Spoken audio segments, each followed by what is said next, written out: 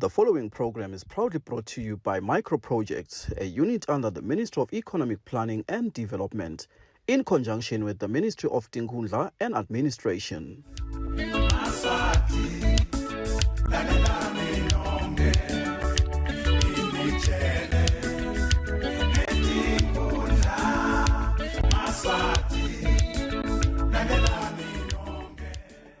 Nguvusele mbukeli ngiphinze ngemukele elihlelweni sive siyathuthuka luhlelo mbukeli lowadika ukuthi likulethela yonke intuthuko leyandakalako eveni laseSwatini lokubuyelelako nguye umlangeni nokwazi iphumelele wakadlamini.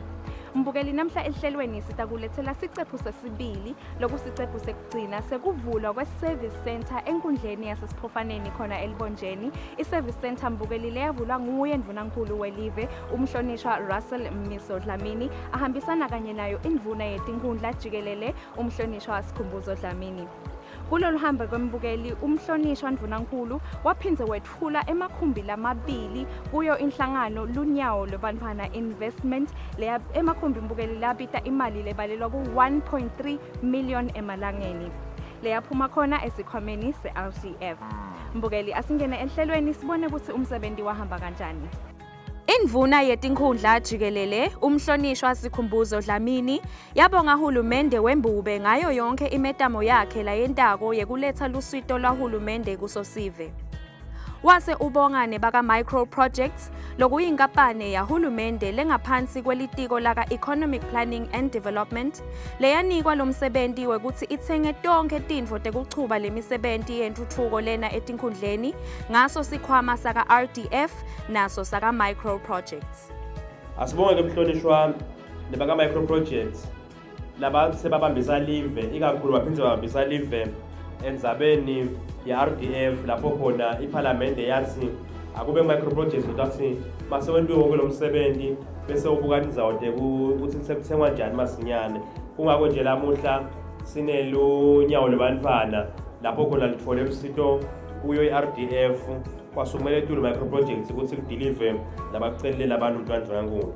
Angisho ke mhlonishwa ukuthi lunyawo lwemntfwana selinemalanga labacela njengoba sashiyo umhlonishwa lazwide ukuthi abamatse kakhulu lamalanga sesekulungisile mhlonishwa lazwide nje umhlonishwa akaphindze akhale ngoba nyalo mawucela nyalo siyakudilivela nyalo.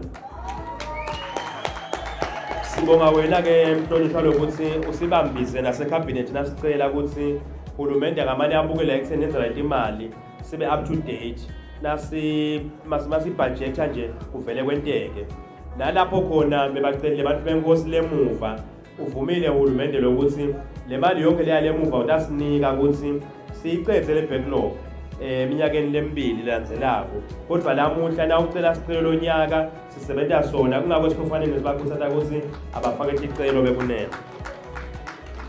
Mhlonishwa ndvunankulu kungaba nje kubonga nabaka nature labasibambisile lato letinkhundla ngoba sibonile ukuthi sivela ngaphandle mhlonishwa sihluphekile. Indzaba ye-HIV kuyacaca ukuthi akusiyo indzaba lesephelile. Kungaba khona lokuthi sesihambe umgamu kona kusebenta kodwa ikhala sonke ikhona siyabonga sibambisile ke nabo mhlonishwa. Mhlonishwa senyase kugcineni nje singabonga yona imvume emhlaba lokuthi ibe neliphupho lokuthi abantu bayo baphile ngcono. Ikakhulu sibonga yona imvume emhlaba lokuthi ikukhanze kufanele mhlonishwa lokuthi lelive la kaNgwane njengaloku lathi ikhethela lona lokuthi lifuna kubuswa ngahulumende wetinkhundla bese kunene akasakhweshi lapho emaswati asite afuna khona live la kaNgwane mhlonishwa nemhlosekelo lovele ukubeka ngasobala ukuthi liyawuphathwa ngetinkhundla. Ndlolankulu khona etinkhundleni sephethe tinkhundla ndlolankulu sinalobukhosi bethu lobuyingqenye yalophathwa kwale live. Lese sibonile ukuthi emave emhlaba asavela akudzinga lokho ngoba la tinkhundleni kuba naloku qhubekela embili kube nalokuthula lokukhona kude lokufucana mhlonishwa sasibonge lokho kuyiwe kunene lokuthi akugcine lokho njengaloku akukhanza nayiwe kunene. Lamahhovisi afaka cishe emahhovisi lasihlanu ahulumende lafaka ekhathi laka Public Works eluhlangothini lekubhalisa nekushintsha timotolo laka Home Affairs ehlangothini lokubhalisa kwetitifiketi tekutalwa, tekutsatsana netekufa, belitiko letinkhundla, laka Revenue ne-Ministry of Finance lokulitiko lekubhadalisa. Liphini landvunankhulu Imphunga Thulisile Dladla selibeka yona inkhulumo yayo ngaphambi kwekusukumisa ndvunankhulu njengesikhulumi lesibalulekile, ladvumisela lenkhundla yasesiphofaneni ngekutsi ihlonishwe ngekusonzetelwa dvutane lamahhovisi esifundza saseLubonjeni, latsi sive sesitolutfola lusito lwahulumende dvutane naso, futsi angeke sisahamba netigaba letidze. Sibonge bobabe boshifu emkhatsini wethu awu umhlonishwa Lazwide omkhulu kugcwele bonke boba beshifu la yonke indlela kuze kuthi angishana ndvunankulu nangembala lo msebenzi mkhulu umhlonishwa ndvunankulu thine si cabinet njengaloku sihola ecabinet ndvunankulu usifundzisile ukuthi tinkhundla sitibeke embili. Onke lamalanga uyasitshela kwekuthi lo hulumende lo wetinkhundla kufanele ukuthi asebente ngaleyo ndlela. Agijime athi nkwe emaswati angakhali. Emaswati angathathi ngekuthi tinkhundla atisebenzi.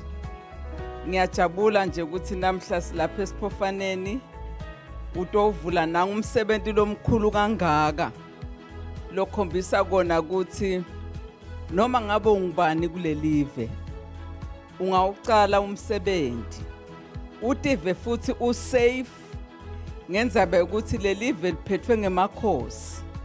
Uma liphethwe ngemakhosi nje linekuthula linekubambana. Siyabonga ke mhlonishwa ndvunankulu ukuthi usifake leso spirit nakithi ecabinet njengaloko ingwenyama isithume sonke ukuthi kubede eliswati lelisalela ngaphandle endibunanzi betinkhundla lobo ukuthi tinkhundla atikhethi balala muntu kude lotawuthi namuhla wena wale party le manje ke ngeke ungene eParliament kuyakhethwana ukhanze ukuthi abantu bahlele eParliament iminyaka iyafika kubo 30.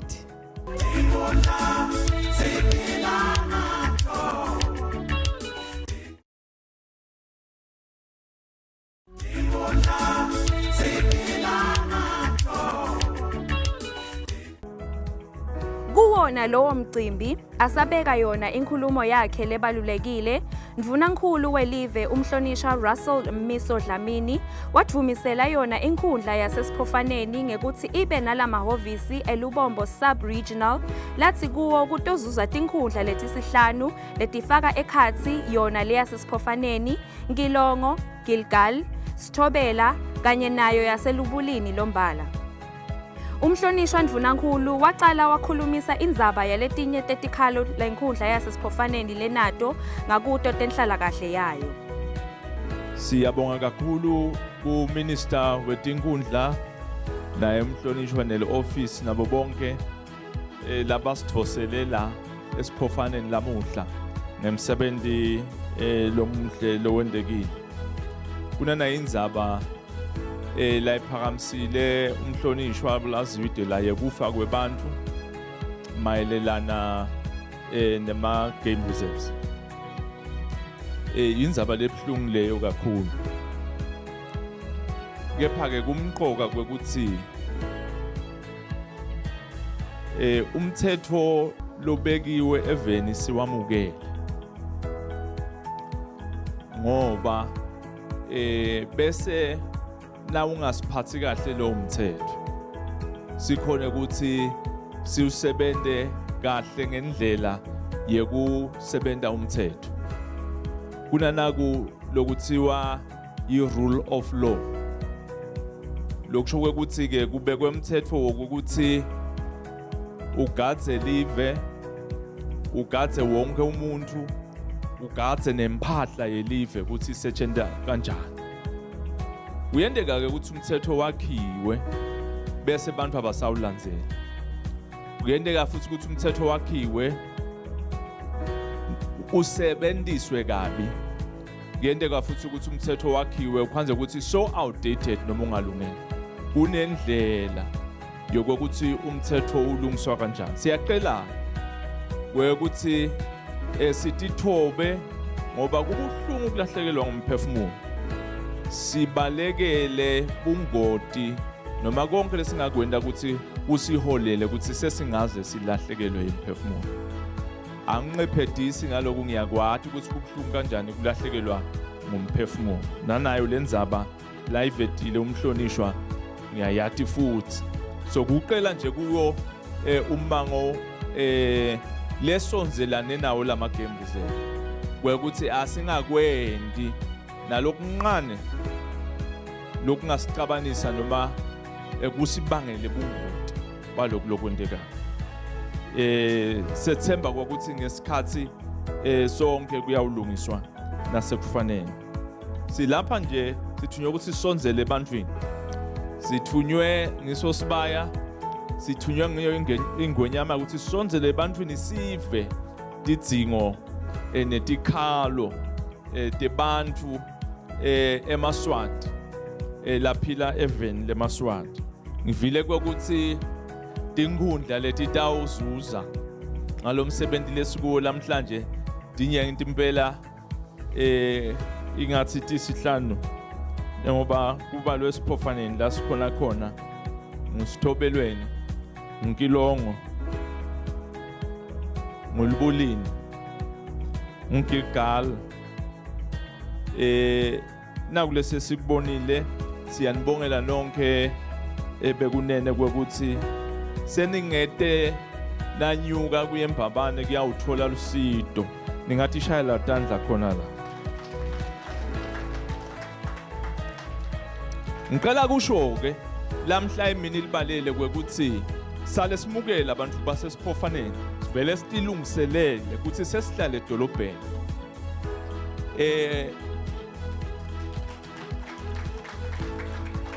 Ngawo lo moya wankwe ngilicele litiko laka Housing and Urban Development libuye litawuqala kwenda umsebenzi wekukhulumisana nabo babetikhulu nabo bonke abantu basesiphofaneni ngendzaba yelidolobha. Asakhulumisa yona indzaba yebusweti lekhungethe lonke lelive ikakhulu kuyo intsha. Umhlonishwa Ndvunankhulu waveta ukuthi hulumende wembube akahlali nani phansi ekutameni yonke imitamo yekusungulwa kwamathuba emisebenti kude kuthi kucosheke kati etiko ikakhulu ngakulo luhlangothi letekulima. Angeke ngikhohlwe kusho kwekuthi emqondweni wethu kukhanya sobala kwekuthi kufuna kwekuthi hulumende akhe avuse emathuba emisebenzi ngoba mncane imisebenzi banyenti abantu ikakhulu insha lesengekho emsebentini kuhlupheka lokutiyetile kwanzile nako budlova banzile nabo eveni konke letintfo leti kuyathelelana. Singihulumende ke sitimisele kwekuthi sithuthukise umnotho welive lakangwane kuze kuthi kutholakale lemsebenzi kuze kuthi kunqiphe nalobudlovu. Uhulumende bekunene unetinhlelo letinyenti la tilungiselela kutethula esiveni letinye setivele setiqalile ka agriculture kuto natekulima. Ngalenye ilanga siyotikhulumisa kakhulu kepha nje ke siyathi kwekuthi tikhona tilimo losungatilima uthole inzuzo lengqono lapho iministry yaka agriculture isebenze khona lekusebentako lekufanana nembila nemabhontshisi nelikhofi kanye nakotini. Sicela ke ukuthi tisebenzise le tindlela hulumende tinhlelo hulumende latakhile watiletha esiveni Ngakulolunye luhlangothi, umhlonishwa Ndvunankhulu uthi lenye indzaba lekhungetse lelive yindzaba yekwanza kwalo ligciwane lembulalave i-HIV/AIDS lathi njalo ngeminyaka tinkhomba tithi emaswati labalelwa ku-4,000 ayalitfola leli gciwane ngendzaba yekungatinakekeli kwaso. Kwengeta lapho, umhlonishwa Ndvunankhulu waphindze wanxusa sona sive kutsi sikuyekele kuhlukubetana pheceleti i-domestic violence, loku kulandzela kutsi umlangeni umbiko welinani lebantfu labafela etandleni talabo labatsandzana nabo selisezingeni lelisetulu kakhulu lapha eveni. I-HIV bekunene kumqoka ukuthi ngiyilethe phambi kwenu njengesive ukuthi kukhona lesesikusebentile live leselikusebentile ukuthi sebanyenti abantu labatiko simo sabo ngeligciwane sebanyenti abantu futhi labathathako i-treatment ngeligciwane sebanyenti futhi bantu ligciwane seliqinzetelwe etimpilweni tabo selingabagulisi kepha-ke asikayinqobi i-HIV and AIDS sisengayinqobi lokubuhlungu kakhulu kwekuthi banyenti lalabayitholako ngelilanga kunaba labasha labancane kumqoka ukuthi livelati kwekuthi 4,000 webantu 4,000 wemaswati ayayithola i-HIV and AIDS njalo ngeminyaka. Asitivikeleni ke sathi kwekuthi nasingatiphatsi kahle nasingalandzeli kutivikela emathuba kuyithola i-HIV and AIDS asekhona asemakhulu asitivikeleni. Umhlonishwa Ndvunankhulu ubonga kakhulu sona sikhwama saka-RDF ngekuthi siyawathuthukisa emaswati. Wase uyawavula lamahhovisi ngalokusemthethweni waphindze wendlulisela emakhumbi lamabili kuyo inhlangano yasesiphofaneni lunyawo lwebantfwana labita imali lengu-1.3 million emalangeni lathengwa ngemali leyabuya ka-RDF. Lamhla sila ngetintfo letimbili ukuthi sitawuvula nalo office i-sub-regional offices lapho umsebenzi uta ebantwini khona siphindze futhi sikhona la ngokuthi sitawuthula umsebenzi wotinqola tekulayisha abantwana kuyo inhlangano sithi deyinike lunyawo lwebantwana ngicela sibashale intandla. Siyanibongela ke siyayibongela inkampani lelinyawo lebantwana lamhlanje ngemsebenzi we-RDF sikhwama lesakhiwe inkosi ukuthi sisite umuntu wonke loluswati umuntu nje phaqa singakhethi libala singakhethi ukuthi uqhamuka kuphi singakhethi ukuthi ubani sithi nje nawunemqondo wekudiphilisa faka sicelo sakho utawuthola lusito. Siyabonga ke ukuthi lesikhwama siyasebenza siyayiletha intuthuko siyakhutsata kubantu bemmango kwekuthi njengoba lonke liphupho liqala engqondweni noma liqala emoyeni bathi ke before you can build a castle physically first you have to build the castle in the air. Ungakhi indlu phansi ufuna uqale uyiqabanga ukuthi uyathi ngifise kwakhana bese uyakwakha. Luhlelo kule RDF lithi lo mqondo lonawo wekuthi ungatiphilisa ngawo lo mqondo lonawo ukuthi ungayithuthukisa indzawo yakini ubhale phasi ubuye enkhundleni akusite RDF ukhona kuwenta ube imphumelelo. Ngalawa magama bekunene ngicela kusho kwekuthi ke lama office asavuliwe ngalokusemthethweni.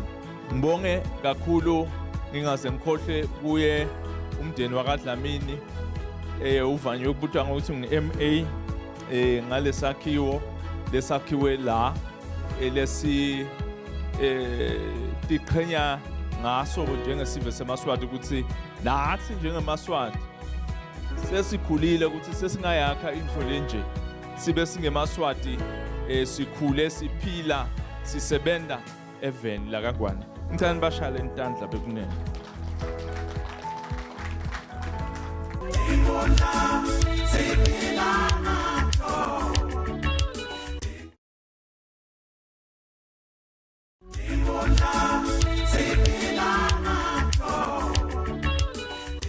Lowabongela tonke tikhulu letingaphansi kwalenkhundla yasesiphofaneni kwaba nguChief Mgwagwa Gametse.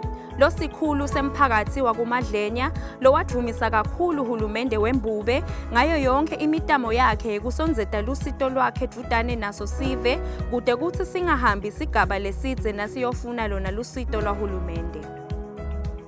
Ngithunywa bobabe tikhulu benkhundla yesiphofaneni Mhlonishwa Ndvunankhulu bathi asitibongele ukuthi ube khona la uthole lelithuba ubhizi kangaka ukuthi utawuvula nama office eSub Region Mhlonishwa Ndvunankhulu.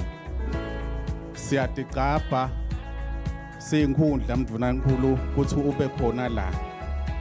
Sibonge kakhulu nelitiko letinkhundla Mhlonishwa Ndvunankhulu ukuthi likubone kufanele ukuthi luqhube lo msebenzi weku-decentralize Mhlonishwa Ndvunankhulu. Lamuhla sithatha lelithuba futhi sibonge na investor Babedlamini MA lokuthi wefike emphakathi watawucela ukuthi ubone indzawo lenhle la afuna kuyithuthukisa ukuthi kude kuthi akutawuthi imisebenzi leminyenti satibita takhamuti lebetakhe khona la ngoba kunema-plots ebantfu sabacela nanabo ukuthi sicela lokuthi bavulele nangumsebenzi lesesingawo lamuhla. Lo msebenzi ke bathenjiswa nalabo bantu ukuthi cha ngeke nibe worse off awu bakahle Mhlonishwa Ndvunankhulu. Baba kahle kakhulu kunalokhu lebebangiko ngoba kude kuthi kuvuleleke nangumsebenzi nangumhlonishwa Ndvunankhulu. Ngithi nje asiphindze sitibonge naleto takhamuti letavuma ukuthi kube nanangumsebenzi nangumhlonishwa Ndvunankhulu. Lokhulumela bona baka Micro Projects Makencane Vilane uncusa sona sive kuthi sivakashele imiphakathi yaso kude kuthi sitokwati kabanti ngako kuhlomula kuto tikhwama letasungulwa yingonyama tekuthuthukisa sive letifaka ekhatsi sona lesaka RDF. Wabongela inhlangano yakalunyawo lwebantfwana ngekutsengelwa emakhumbi lamabili ngaso lesikhwama ngemali lengu 1.3 million emalangeni. Lunyawo labantwana ngilolunye laletinhlangano lolutile o-RDF latocela ukubanjiswa ngemali kuze sibatothola emakhumbi ebantwana. Imali lephumile esikhwameni imali enganga 1.3 million yayothenga lamakhumbi lamabili. Sithanda kubabongela nje ukuthi basawusebenza lo msebenzi sicela ukuthi batimisele bawanakelele lamakhumbi basakhala labantwana kube khona nenqubekela phambili. Sitokusho nje sim-RDF ukuthi lolu sitho alisiko limited to unyawo lebantwana nalamanye lapha eMaswati lakhona kofanele na7 akajinge eteka RDF akajinge aye etinkundleni kuze kuse atawuthola lolu sitho lolungaka. Uhulumende ke ukukhokhile wakubeka ngasobala ukuthi lonke eliswati alisitakala ingqi nje nangabe batawuhlangabeza lesikhwama ngalokushumi ekhulwini. Uhulumende ke utabese ubahlanganabeza lokungema-10 live feed. Lokunye lokufuta ukubuke ke mlaleli mbukeli ukuthi lesikhwama lesi basikhuluma ngalo 90% awubuyiseli ngisho senti lomnyama losekhwishi. Imbube yeMaswati nje lekhokha lo 90 ukuthi mi esandleni nabese uyatithuthukisa njengeliswati leliphila la kangwane. Asibonge mbukeli. Lenhlangano yelunyawo lwebantfwana yasungulwa ngemnyaka wa 2019 leyaba nembono wekuthutsa bantfwana besikolo kanti nemvumo yabo ibavumela ukuthi ithutse bantfwana velonke. Kuyavela nekuthi lilunga ngalinye belikhokha imali lengu 10,000 emalangeni lebekuyimali yekuhlangabeta hulumende lengu 10% njengoba sihlalo welikomiti layo umnumzane Vusimamba asilandzisa ngayo. Ikakhulu besifisa ukuthi for i-safety mntwana ukuthi kube bekungakhonakala sigcine singalayishike imoto etincane file umntwana abe covered emotweni le-insured yayibona into lento akhona umntwana kuhamba ngemoto lekahle noma ngakwentekani sathi ukuthi i-problem yayibona msenze. Number 2 sifise ukuthi ngebhizinisi yethu sidlondlobane singagcini ngekulayisha abantwana siphile sinema-trucks sigcine yabo ibhizinisi iyakhula sinema-structures njenga-MA njengoba akhe ema-structures akhe njenyalo sitete kutosirentisela nathi we are willing ukuthi sigcine sinema-structures singema-billionaires. Somabhizinisi walesakhiwo lapho kutinde khona emahhovisi embuso eLubombo Sub-Regional umnumzane Mduduzi Dlamini lowatiwa kakhulu ngela MA uthi lokuthuthuka kwenzawo yasesiphofaneni kungulenye yetindvo lathi baphokophele kuyo ukuthi intuthuko nayo igcine ingenile nasemakhaya fana nalapho esiphofaneni njengekulayeta kwayo imbube yemhlaba. Ngicabanga ukuthi ukuthuthukisa lelive in line with abadzala belive labakufisako ngilokuthi tinsita tonke tifike kuwo onke lamagumbi alelive. I-development yinengi kumanzini babane corridor but lamadolobha lalangephandle angathi asemaqiniselweni noma ngemakhaya wona ede lokho. So we took that risk and we took that investment leap sathi asikwende la eSiphofaneni because we saw it as an upcoming town.